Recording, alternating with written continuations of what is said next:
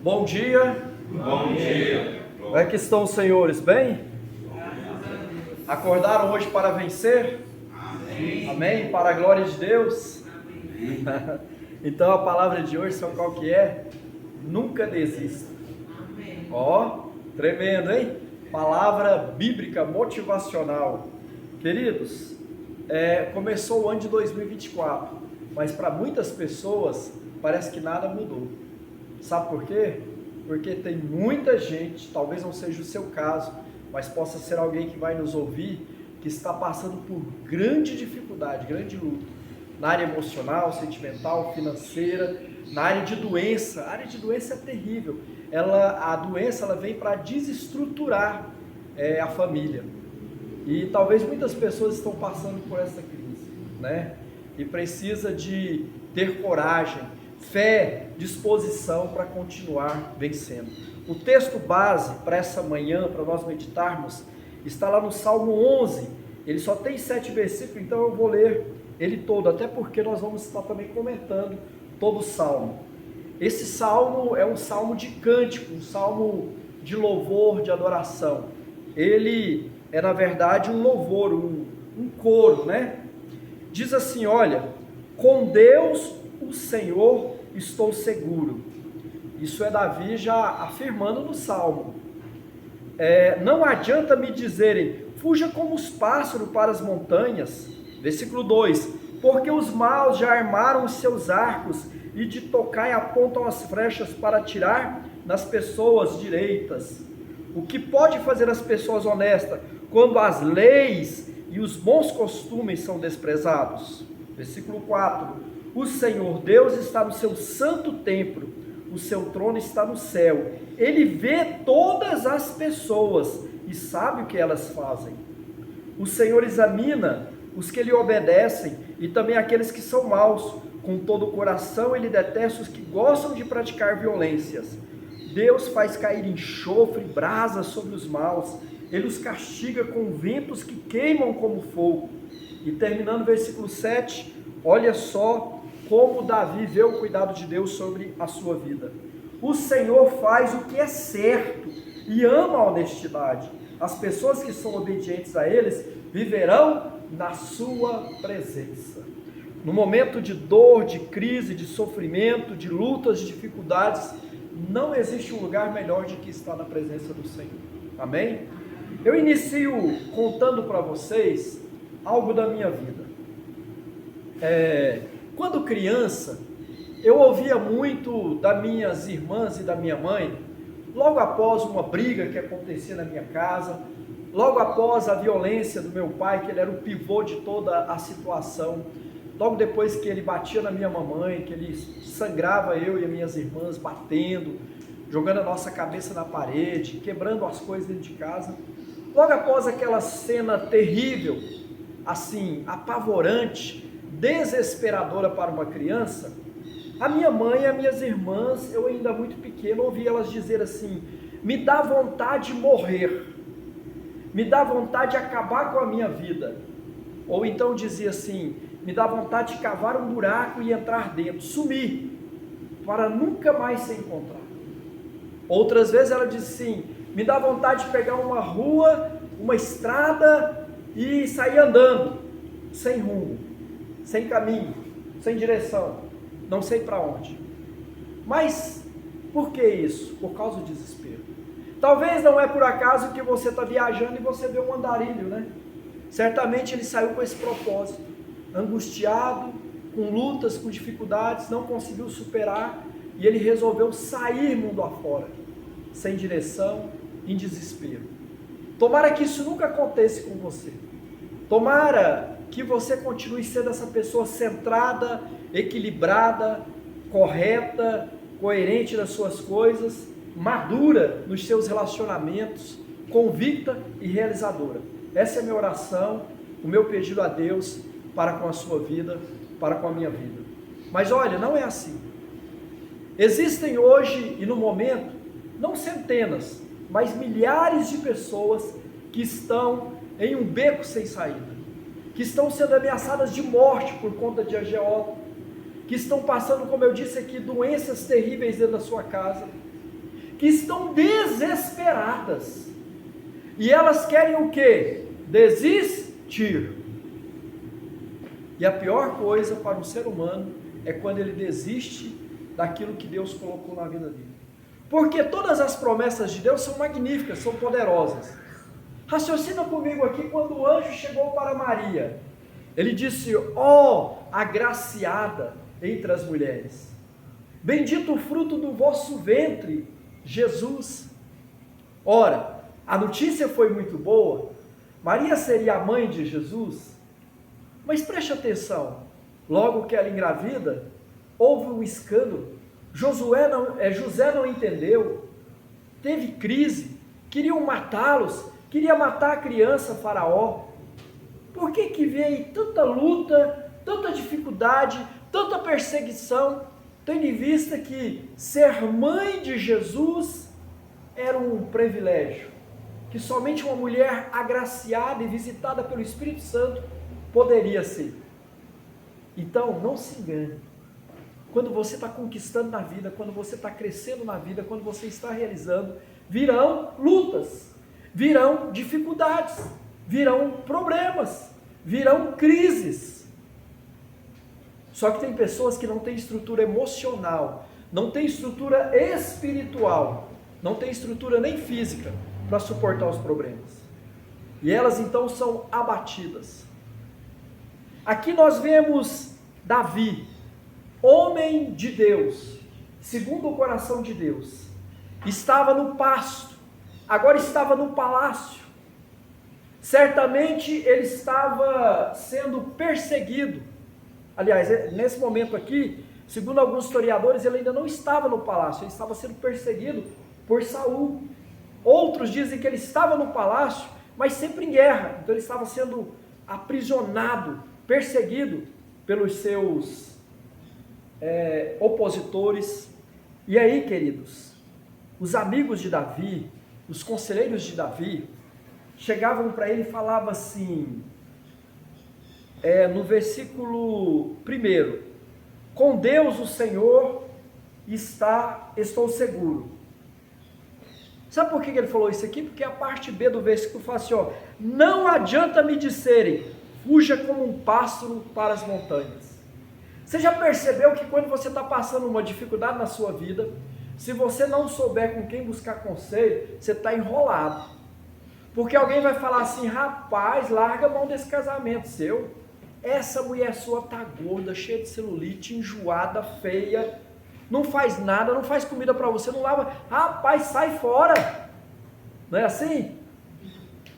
Mas quando foi casar, juras e juras de amor, né? Você era o príncipe encantado e ela a bela adormecida. Mas aí depois que as coisas começam a ficar ruim e você quer desistir, você vai encontrar alguém. Davi, as pessoas diziam para ele assim, rapaz, sai fora, vai para longe. Para que é que você está nessa situação? Por que é que você está nesse negócio? Por que você está nesse casamento? Para que constituir essa empresa? Para que fazer isso? Para que fazer aquilo? Para que construir essa casa? Para que comprar esse carro? Não sei para quê. Sai fora. Para que você está procurando para a sua cabeça? É bem verdade que tem guerras que Deus não mandou a gente entrar nelas.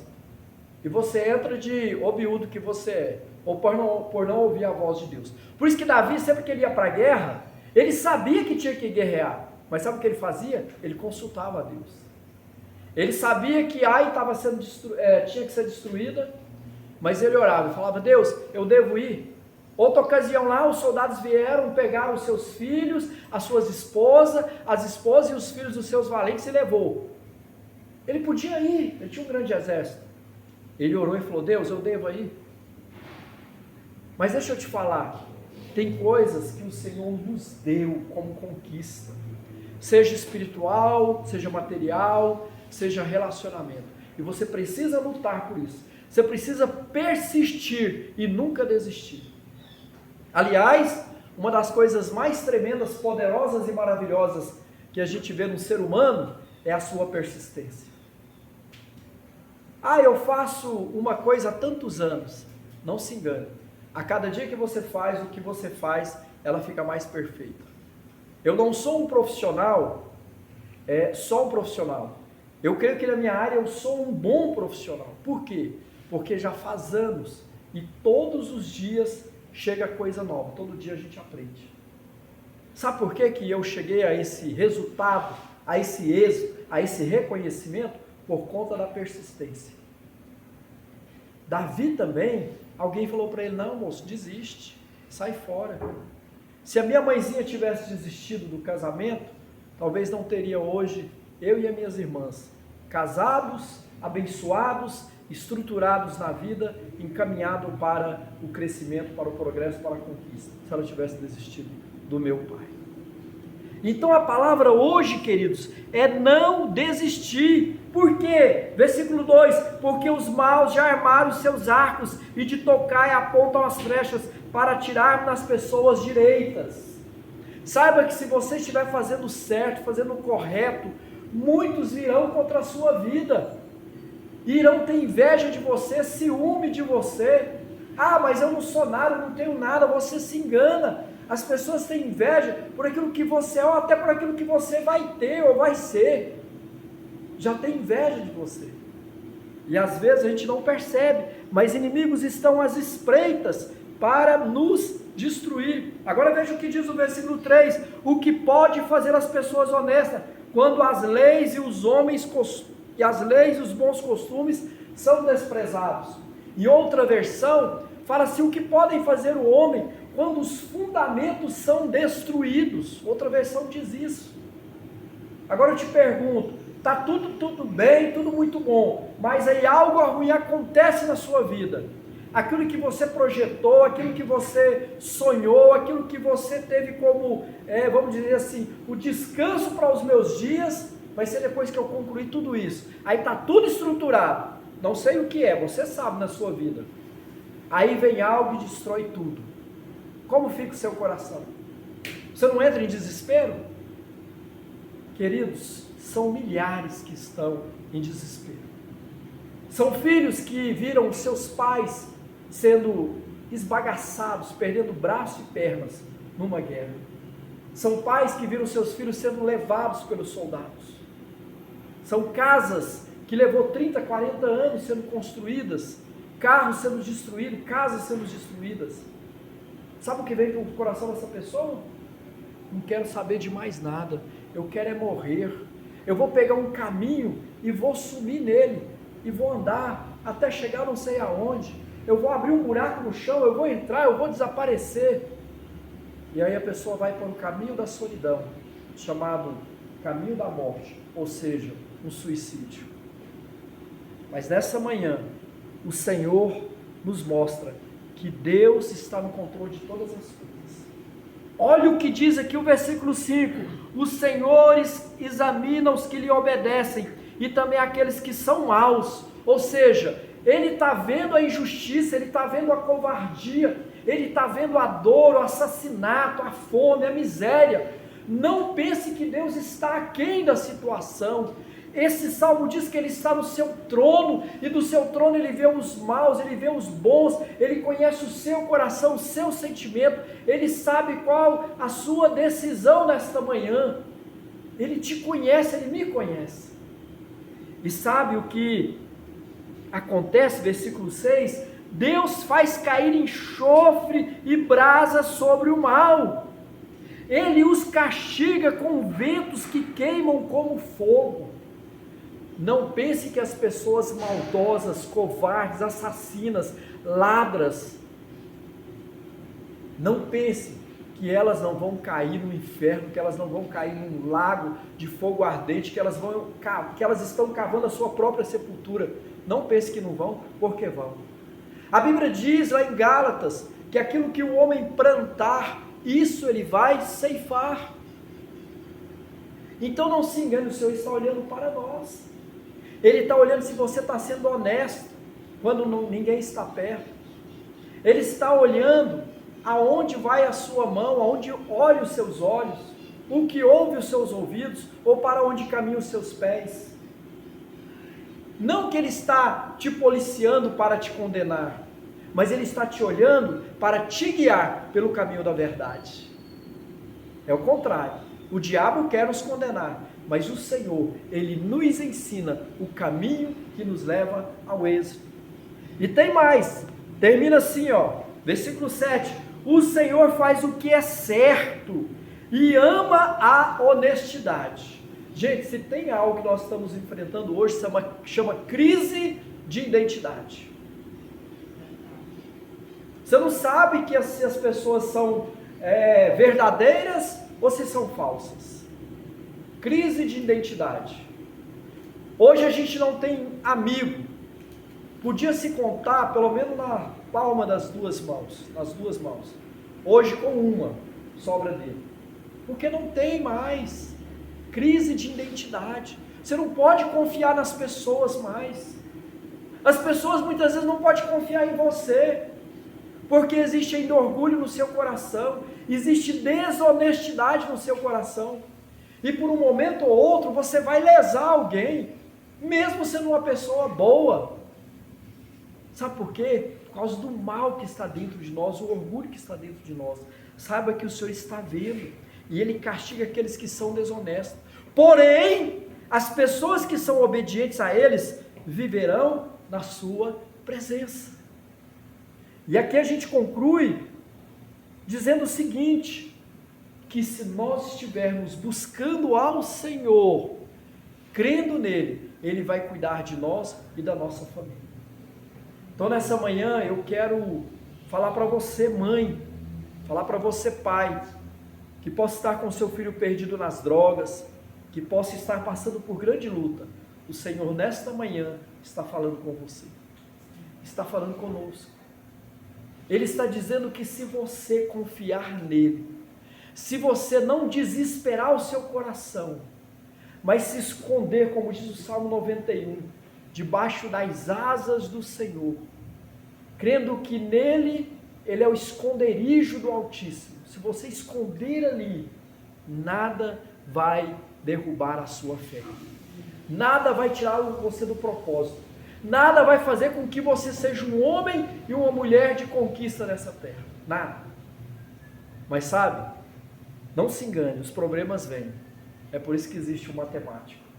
Crises emocionais vêm, problemas emocionais vêm, mas é por isso que eu disse na reunião passada, é por isso que existem os psiquiatras, os psicólogos, existem os pastores, existe alguém que pode te ajudar. Sobretudo, nós temos que ler a Bíblia, irmão, todos os dias, orar todo dia, ter esse culto ao Senhor todos os dias. Isso implica dizer que nós estamos na presença dEle, e na presença dEle não falta nada para nós. Aqui é um banquete, e na presença do Senhor não falta nada. Sabe por que eu estou falando isso? Porque um dia também eu quis suicidar. Cheguei à beira de uma avenida e ficava olhando os carros, e por algum momento eu quis me jogar. Só que Deus literalmente me segurou ali. Eu não sei porquê, eu não conseguia me jogar diante dos carros ali, naquela avenida. Então, eu olhei e vi que Davi também teve esse momento de desespero. Talvez você já passou por esse desespero. Chora, abra o seu coração. Sabe? Coloque a sua angústia, o seu medo, a sua dor, o seu pecado diante do Senhor, aos pés da cruz. Davi, ele era tão cheio de falhas e erros como eu e você, mas o diferencial na vida de Davi é essa movimentação para o propósito de Deus. Nessa manhã eu quero louvar a Deus pela sua vida, porque você está expandindo, você está indo, você está se movimentando para o correto. Sabe por quê? Porque a presença de Deus está nesse lugar e nós estamos aqui. Amém? Você não está aqui por causa de mim. Certamente não estou aqui especialmente por causa de você. Mas eu estou aqui porque há uma presença expressa de Deus nesse lugar, orientando, cuidando, restaurando, edificando, curando os nossos corações e trazendo salvação para a nossa alma. Então eu quero deixar essa palavra para o seu coração e dizer que depois dessa palavra aqui, não se engane, virão grandes lutas, mas a mensagem é: não desista, Deus é contigo. Amém?